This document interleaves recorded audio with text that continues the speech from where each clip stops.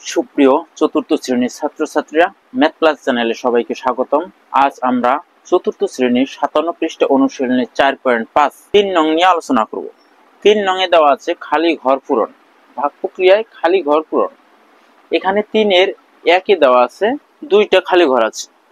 আমাদের খালি ঘরে কি বসবে সেটা বসাতে হবে। আমাদের সর্বপ্রথম খালি ঘর পূরণ করার ক্ষেত্রে আমাদের সংখ্যাগুলো দেখতে হবে কোথায় কোন সংখ্যা দেওয়া আছে।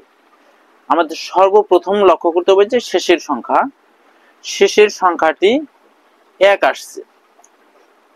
1 আসছে বিয়োগ করার পর 9 থেকে 8 বাদ দেওয়ার পর কত আসলো? 1। 8টা কিভাবে আসলো?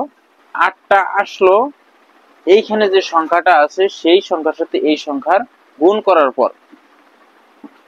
এইখানে খালি ঘরে যে সংখ্যাটা বসবে সেই সংখ্যা প্লাস 8 এর সাথে গুণ করে আমরা যেটা পেয়েছি সেইটা এখানে বসাইছি। তাহলে 8 বসলো, সেই 8 এখানে সংখ্যা নাই। সংখ্যা না থাকার কারণে আমরা এইটার নামতা করব যে দেখি 8 পর্যন্ত যাইতে কত বার পড়া লাগে 2।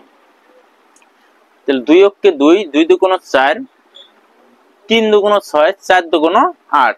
তাহলে বোঝাই যাচ্ছে এখানে 4 ছিল। এখানে খালি ঘরে কি ছিল? 4 ছিল। 4 দুগুণ 8।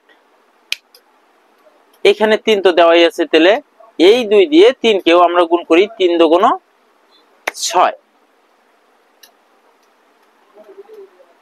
তাহলে আমরা খালি ঘর এখানে 6 পেলাম, এখানে 4 পেলাম। 4 দুগুণ 8, 3 দুগুণ 6। বিয়োগ করার পর 9 থেকে 8 চলে গেলে 1, 6 6 মিলে গেলে 0, দেওয়ার প্রয়োজন নেই। তাহলে আমরা খালি ঘরে সংখ্যা পেয়ে গেছি। এবারে 3 এর 2 নং। 3 এর 2 নং এ এখানে খালি ঘর আছে 1 2 3 4। 1 2 3 4। কয়টা? 4টা। 4টা খালি ঘরে কোথায় কোন সংখ্যা বসবে সেটা আমাদের বের করতে হবে। খালি ঘরের সংখ্যা বের করার সময় আমরা দেখব ডানে বামে নিচে উপরে কোন কোন সংখ্যা দেওয়া আছে। তাহলে আমরা সর্বপ্রথম যাই শেষের ভাগশেষে। ভাগশেষ এখানে কত দেওয়া আছে? 3। আমরা বুঝতেই পারতেছি 4 এইখানকার যে সংখ্যাটা সেই সংখ্যা থেকে বিয়োগ করার পর আমাদের কত বের হয়েছে? 3 বের হয়েছে। তাহলে এইখানকার সংখ্যাটা কত সেটা আমরা কিভাবে বের করব? 4 এর সাথে আমরা ভাগশেষ যোগ দিব।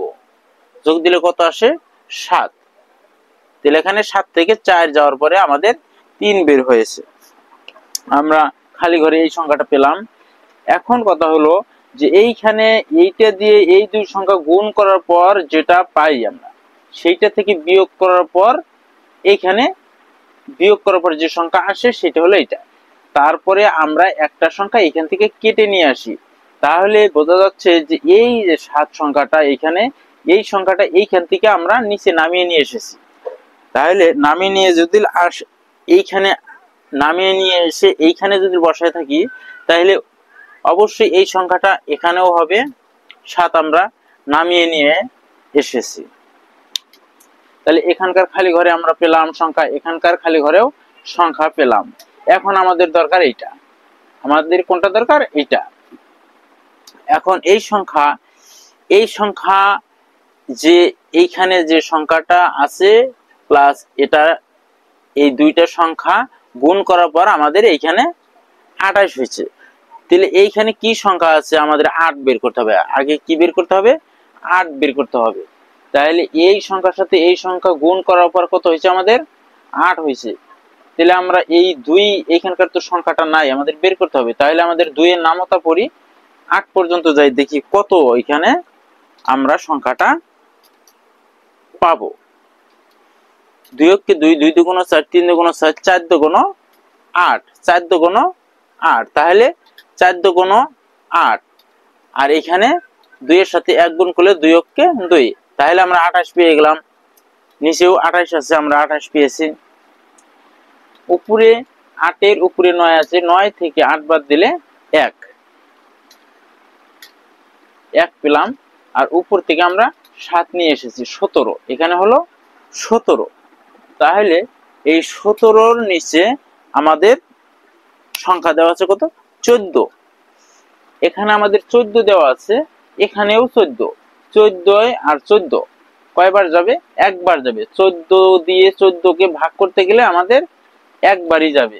তাহলে বোঝাই যাচ্ছে যে এইখানে 1, এখানে 1, কারণ 14 দিয়ে একবার গুণ করে যেটা আসছে আমরা সেটাই এখানে বসাইছি। 4 কে 4, 1 কে 1। এখন উপরে 7, 7 থেকে 4 বিয়োগ দেওয়ার পরে কত আসলো? 3। তাহলে আমরা এখানে 4টা খালি ঘর ছিল, 4টা খালি ঘরে আমরা সংখ্যা পেয়ে গেছি।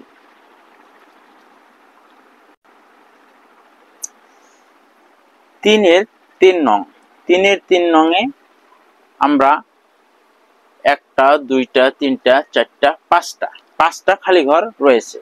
5টা খালি ঘরে কোথায় কি সংখ্যা বসবে সেটা আমরা এখন বসাবো। আমাদের ডানে বামে কোন সংখ্যা আছে সেই সংখ্যাগুলোকে ফলো করে অঙ্কগুলো করতে হবে। তাহলে আমাদের প্রথমে দেখতে হবে ভাগশেষ। ভাগশেষ কত আছে? 10। ভাগশেষ কিভাবে আসলো? ভাগশেষ এইখানে 0 দিয়ে গুণ করে 0 হয়েছে, সেই 0-র পরে এইখান থেকে আমরা বিয়োগ করেছি। বিয়োগ করার পর আমাদের কত বের হয়েছে? 10 বের হয়েছে। তাহলে এইখানে উপরে যে সংখ্যাটা ছিল এই 0 বিয়োগ করার পর 10 হয়েছে। তাহলে বোঝাই যাচ্ছে যে এইখানে 1 আছে, এখানে 1 আছে। তাহলে এইখানে 1 থাকার কারণে 0 0 এর 1, 1-এর 1। তাহলে এইখানে যে 0টা আসলো 6, 6 উপরের সংখ্যা থেকে 6 বিয়োগ করার পর আমাদের 1 বের হয়েছে। তাহলে 6-এর উপরের সংখ্যা কত হলে 6 বিয়োগ দিলে 1 আসে সেটা আমরা কিভাবে বের করব? 6-এর সাথে 1 যোগ দেব, তাহলে 7। তাহলে আমরা বুঝতে পারতেছি যে এখানে কত আছে? 7। 7 থেকে 6 বিয়োগ দেওয়ার পর আমাদের কত বের হয়েছে? মাইনাস কিরা 1 বের হয়েছে।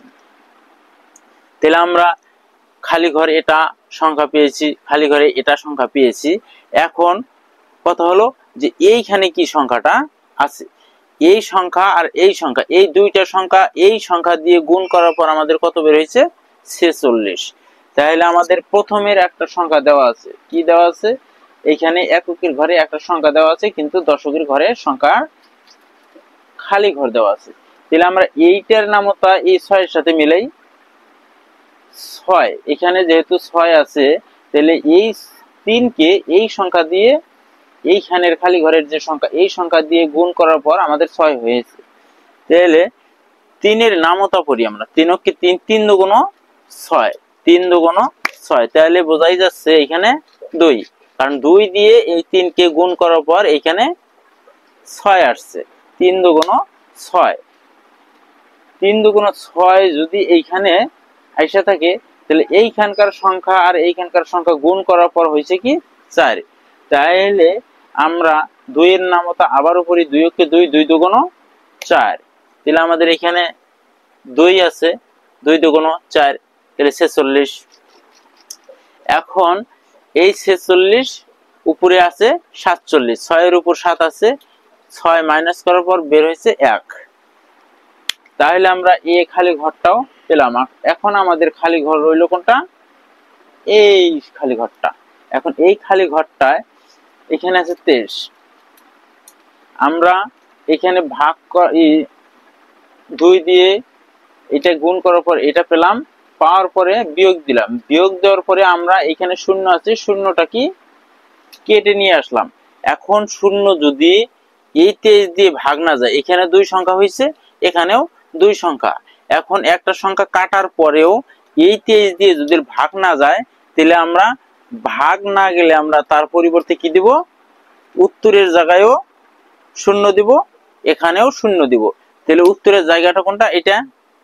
তাহলে এইটা 0 যখন দিচ্ছি উত্তরের জায়গা, তাহলে আমাদের কি হয়? এখন একটা 0 দিতে হয়।